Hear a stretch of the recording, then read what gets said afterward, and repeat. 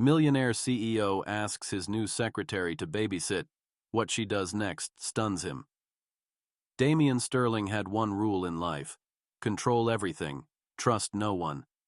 His name alone was enough to make investors scramble and employees tremble. In the world of business, he was a king, a predator, a man who never lost. The sleek, glass-walled office of Sterling Enterprises reflected the empire he had built. Impenetrable, untouchable.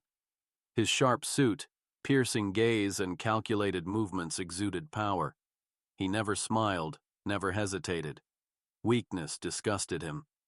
His assistant entered hesitantly, voice slightly uneasy. "Sir, your new secretary has arrived." Damian didn't even look up. "If she's late, fire her." The assistant swallowed. "She's actually early." Now that was interesting. No one had ever arrived early on their first day, at least not in his company. Finally, Damian looked up, intrigued. "Who is this woman?" Emily Walker took a deep breath before stepping into the towering skyscraper of Sterling Enterprises. This wasn't just a job, it was her lifeline. Her mother was in the hospital, bills piling up, and this was her only chance to survive. But Damian Sterling, he was the devil in a tailored suit. He never keeps a secretary for more than a month. He fires people for breathing wrong. You're either useful to him or invisible. But Emily wasn't here to fail. Straightening her shoulders, gripping her files tighter, she knocked on the office door. "Come in." The moment she stepped inside, her eyes met his. For just a second, everything froze. The air felt heavier, charged with something unreadable. Damian finally spoke, voice cold and detached. "If you're expecting a welcome to the company speech, you're wasting your time." Emily tilted her head slightly, a small, confident smile forming. "I prefer actions over words, Mr. Sterling." A flicker of amusement crossed his face, but it was gone in an instant. Then, without warning, Damian placed his glass of whiskey down and said something completely unexpected. "Cancel whatever plans you have tonight." Emily blinked. "Excuse me?" Damian leaned forward slightly, his gaze locked onto hers. "Tonight you're babysitting my son." Silence. Emily's brain froze. Did he just say babysitting? She had expected to handle business reports, meetings, scheduling, but babysitting? You want me to do what?" she finally stammered. Damian's voice was deadly calm. "You heard me. Do not make me repeat myself." Damian Sterling hadn't always been this cold. Once he had been a man who believed in love, in trust. That was before betrayal burned those illusions to ash. His ex-wife, Celeste, had shattered him in the worst way possible. She didn't just leave, she left their son Liam behind too. Discarded him like an inconvenience. That was the day Damian decided two things. Love was a weakness he would never fall for again. His son was the only person he would ever protect. Now Damian controlled everything with ruthless precision. Business, employees, clients, even emotions. But no matter how powerful he became, he couldn't control the loneliness in his son's eyes. Liam needed someone, but Damian refused to trust nannies, caretakers, or strangers. Everyone left in the end. He wouldn't risk his son getting attached to someone who would just walk away. And that's exactly why he made the impulsive decision to hand Liam over to his secretary. At least she wasn't a hired nanny. For Emily Walker, life had never been easy. She grew up in a small town, raised by a single mother who worked herself to exhaustion just to put food on the table. Now, the roles were reversed. Her mother was sick, hospitalized, and the medical bills were drowning Emily alive. College dreams, gone. Social life, non-existent.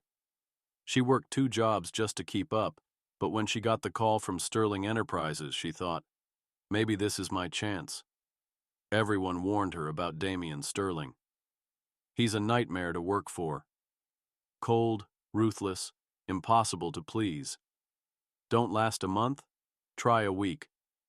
But Emily didn't have the luxury of fear. She needed this job, and she would handle whatever came with it, except she hadn't signed up for babysitting.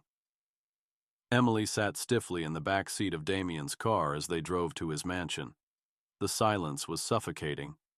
She stole a glance at him, jaw clenched, eyes cold, hands gripping the steering wheel like it was the only thing keeping him grounded. Finally, she broke the silence. "Mr. Sterling, I was hired as your secretary, not a babysitter." His response was instant. "You're an employee.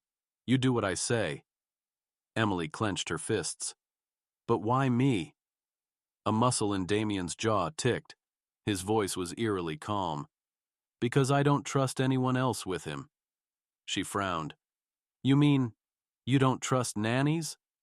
His grip on the wheel tightened. "I don't trust people who make a living off pretending to care." Emily exhaled sharply. Wow. The man really had trust issues. But beneath that cold exterior, she could sense something else.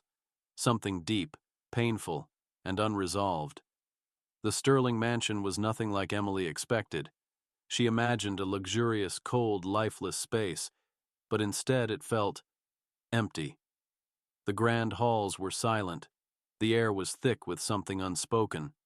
And then she met Liam, a small, quiet boy with striking green eyes just like his father's.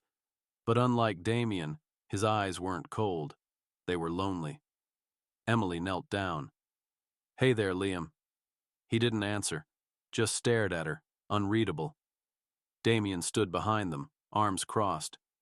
"Liam, this is Emily. She's staying with you tonight." Liam blinked. Then, in the smallest voice, he asked, "Are you going to leave too?" Emily's heart cracked. This wasn't just about babysitting. Something deeper was going on. Emily stood in the grand living room, facing her toughest challenge yet. A 5-year-old boy with his arms crossed, glaring at her like she was the enemy. "I don't like you." Liam's voice was small but firm. Emily sighed. Great. Just great. She had handled demanding bosses, but a stubborn child? That was new. "Okay," she said, keeping her tone light. "You don't have to like me, but we do have to spend the evening together." Liam's glare deepened. "You're just like the others." Emily frowned. "The others?" Liam didn't answer. Instead, he grabbed his toy car and threw it across the room. It crashed against the marble floor. Emily blinked. Okay, so he was angry. But why? From the corner of her eye, she noticed Damien leaning against the doorway, arms crossed. He didn't interfere. This was a test. Was she going to scold Liam like every other caretaker, or would she handle it differently? Emily took a deep breath and knelt down to Liam's level. "That was a pretty strong throw," she said casually. "Bet you could hit the couch if you tried." Liam narrowed his eyes. "Aren't you gonna yell at me?" Emily shook her head. "Nope, but I do want to know why you're upset." Liam fidgeted with his hands. He hesitated, then muttered, "People leave." Emily's chest tightened. So that was it. He wasn't just being difficult. He was protecting himself. She softened. "Not everyone leaves, Liam." He scoffed. "Yes, they do." Emily swallowed the lump in her throat. She knew that pain. Knew what it was like to lose people you depended on. "Tell you what," she said with a small smile. "I'll make you a deal. If I ever leave, I'll tell you first. No disappearing, no lies. Deal?" Liam eyed her warily. "You promise?" Emily extended her pinky. "Pinky swear." After a long pause, Liam hesitated, then hooked his small pinky around hers. Behind them, Damien watched, stunned. Damien had expected Emily to fail. Liam didn't trust easily, and for good reason. Every nanny, every caretaker, they all gave up on him. But Emily, she was different. Damien stood in the shadows, watching as his son's tense expression finally softened. Then, it happened. Liam smiled. a small, hesitant but genuine smile. Damien's heart stopped. It had been years since he had last seen his son look this at peace. Emily grinned. "You've got a great smile, kid." Liam blushed, ducking his head. And for the first time in a long time, Damien felt something foreign stir in his chest. Hope. Emily had done something no one else could. She had reached his son, and Damien didn't know how to feel about that. The next morning, Emily entered the office with a fresh cup of coffee for Damien. "Your usual," she said, placing it on his desk.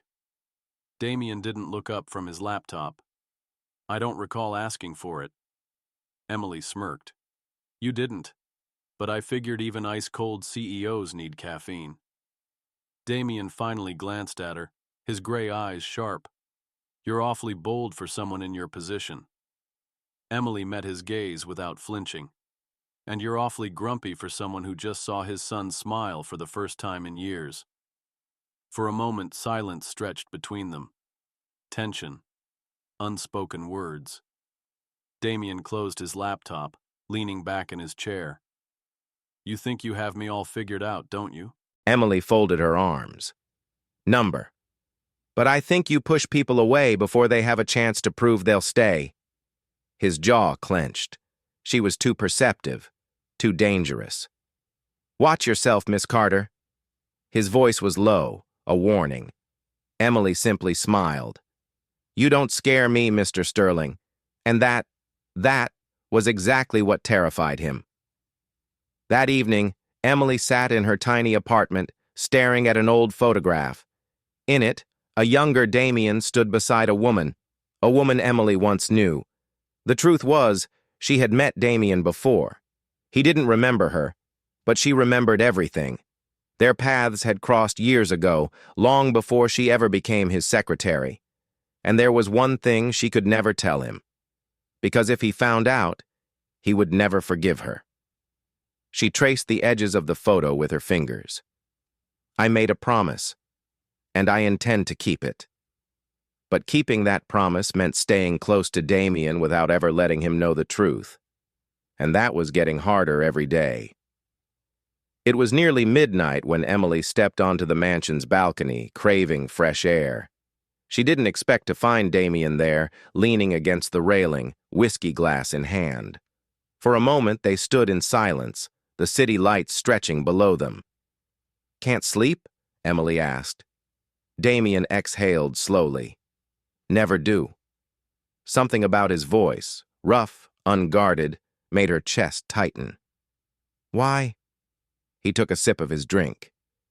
"When you've built your life on control, sleep feels like surrender."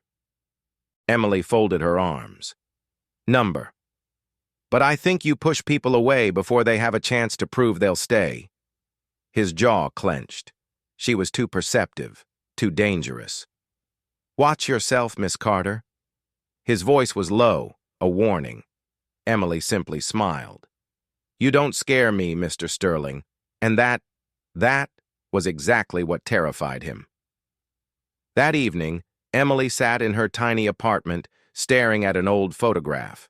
In it, a younger Damien stood beside a woman Emily once knew.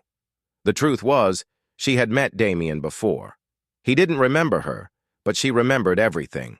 Their paths had crossed years ago, long before she ever became his secretary. And there was one thing she could never tell him. Because if he found out, he would never forgive her. She traced the edges of the photo with her fingers. "I made a promise, and I intend to keep it." But keeping that promise meant staying close to Damien without ever letting him know the truth. And that was getting harder every day. It was nearly midnight when Emily stepped onto the mansion's balcony, craving fresh air. She didn't expect to find Damien there, leaning against the railing, whiskey glass in hand.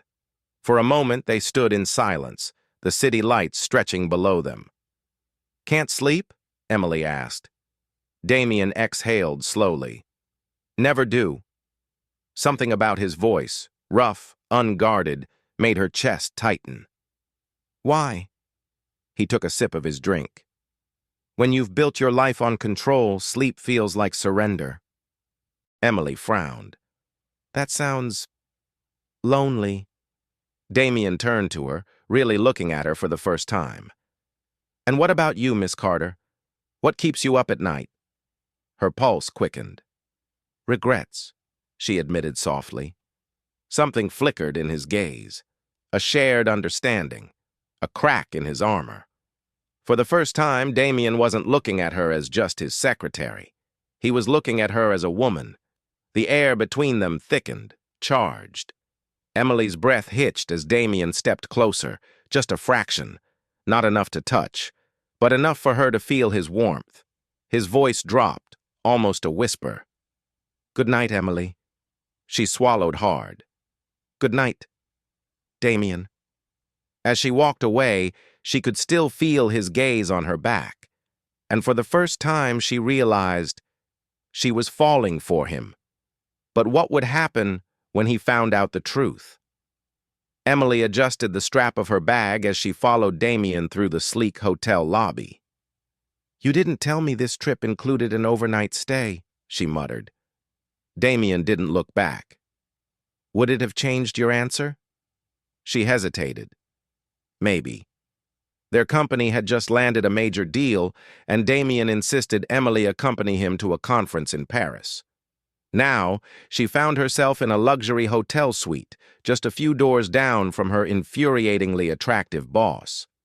Over dinner, Damien was his usual cold, businesslike self, until Emily cracked a joke about him having exactly two emotions, indifference and mild annoyance.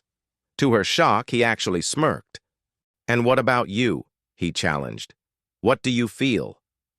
Her heart skipped. Too much. That night, as she lay in bed, she stared at the ceiling. Why did he affect her like this? And why did she have a sinking feeling that something between them was about to change? At the conference, Emily found herself chatting with a charming French entrepreneur, Marco Laurent. He was easygoing, funny, and, most importantly, safe, unlike Damien. But as Marco leaned in, laughing at something she said, she felt a sharp shift in the air. Damien was watching. His expression was unreadable, but his clenched jaw and tensed shoulders told another story. When Marco lightly touched Emily's arm, Damien finally moved. Miss Carter. His voice was cold, clipped. A word. Now. Emily blinked. I was just... Now. She followed him to a quieter corner, arms crossed. What was that? Damien's gray eyes burned into hers. Don't play dumb. You know exactly what. Her pulse raced. Are you... jealous? Silence. Then, I don't like sharing what's mine. Her breath caught. I'm not yours. His gaze darkened. Not yet. Her stomach flipped. This was dangerous. He was dangerous. So why did part of her want to see what would happen if she let him catch her? Later that evening, Emily excused herself from the networking event to grab some air. She was about to head back inside when a well-known businessman, Richard Vaughn, blocked her path. Leaving so soon, sweetheart? His smirk made her stomach turn. Excuse me? She tried to step around him, but he grabbed her wrist. Come on, just one drink. Let her go. The voice was low, lethal. Damien. Richard hesitated, then scoffed. Relax, Sterling. Just having a little fun. Damien's fists clenched. Touch her again, and you'll regret it. The sheer fury in his eyes made Richard pale. He released Emily instantly. As Damien led her away, Emily whispered, You didn't have to do that. His grip on her wrist tightened for just a moment before he let go. Yes, I did. And in that moment, Emily realized Damien Sterling might have been ruthless, but when it came to her, he would burn the whole world down to protect her. Damien had always trusted his instincts, but this time, they betrayed him. He stood frozen outside his office as he overheard a conversation, one that sent a cold wave of anger through him. You really think she's different? His ex-fiancée, Victoria, sneered. Wake up, Damien. She's after your money just like everyone else. Emily isn't like that, Damien snapped, but Victoria just smiled. Then explain this. She slid a folder onto his desk. Inside were bank statements showing recent deposits, large ones, Emily's bank account. Damien's stomach twisted. Had she been using him all along? Memories flashed. Emily's gentle smiles, her unwavering care for his son, the way she looked at him like he was the only man in the world. It felt real. Had it all been a lie? So when Emily walked in moments later, smiling, expecting warmth, she found only ice. "Pack your things," Damien said coldly. "You're fired." Emily's face paled. "What? Damien, You played me. Played my son." His voice was like steel. Was that always the plan? Hurt flickered in her eyes, then something else, something worse. Resignation. "If that's what you think of me," she whispered, "then you never really knew me at all." And with that, she turned and walked out. But as she did, Damien couldn't shake the feeling that he had just made the worst mistake of his life. Every corner of Damien's penthouse held memories. His son's laughter, the stolen glances, the almost kisses. And now, it was all gone. She placed a sealed envelope on his desk. No explanations, no pleas, just the truth. That night, she walked out into the rain, tears mixing with the downpour.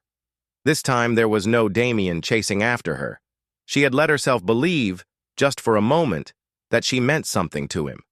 But in the end, she was just another disposable piece in his world. She hailed a cab and whispered the destination. Anywhere but here. And as the city lights blurred behind her, Emily swore she'd never let herself be that foolish again. Damien sat in his dark office, staring at the unopened letter Emily had left behind. Hours passed before he finally tore it open. One line stopped his breath. "I never wanted your money, Damien. I only wanted to keep my promise." His heart pounded. Promise? What promise? Then a memory. Years ago, his son had nearly drowned at a park. A stranger had pulled him to safety. His hands shook as he grabbed his laptop, searching records, reports, anything. And then, there it was. A newspaper clipping. And beneath the headline, a picture of Emily. Everything crashed into place. Emily wasn't using him. She had been protecting him all along, and he had just let her walk away. Damien had never been a man who panicked. But tonight, he was terrified. Emily was leaving, and if she walked away now, she might never come back.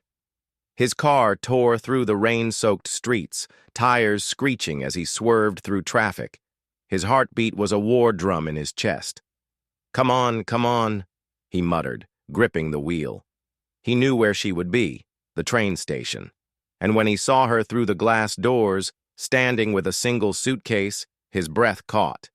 She looked different, not just sad, defeated, like she had given up on him. Number not happening. Damien slammed the car door and sprinted inside, shoving past commuters. "Emily!" She turned at the last second, just as the boarding call echoed overhead. Their eyes met. For a split second, everything froze. Then she turned away. She stepped forward, and Damien did the only thing his heart told him to do. He grabbed her hand. Emily gasped as Damien pulled her back. "Let me go, Damien." Her voice was barely a whisper, but his grip only tightened. "No." She shook her head, eyes shimmering. "What do you want from me?" His jaw clenched. Then, with a raw, aching voice, he said, "Everything." Her breath hitched. Damien exhaled, his hands sliding down to cradle hers. "I was a fool, Emily. I let my past blind me, and I hurt the only person who ever truly cared." His voice cracked. "You saved my son. You saved me." Emily swallowed hard. "I was never after your money." "I know," Damien admitted, "and I hate myself for doubting you." The train doors beeped, signaling their last chance. Emily glanced back. Damien took a shaky breath. And then, he did what he should have done long ago. He dropped to one knee. Right there, in the middle of the train station. Gasps echoed around them. Strangers stopped, watching in awe. But Damien saw only her. "Marry me, Emily." His voice was rough, desperate. Not because of a contract, not because of an accident. He swallowed. But because I love you. Because I need you. Tears spilled down Emily's cheeks. For a moment, she said nothing. Then, with a choked laugh, she whispered, "Took you long enough." And as Damien surged up, kissing her like a drowning man clinging to air. The train left without her, because Emily was already home.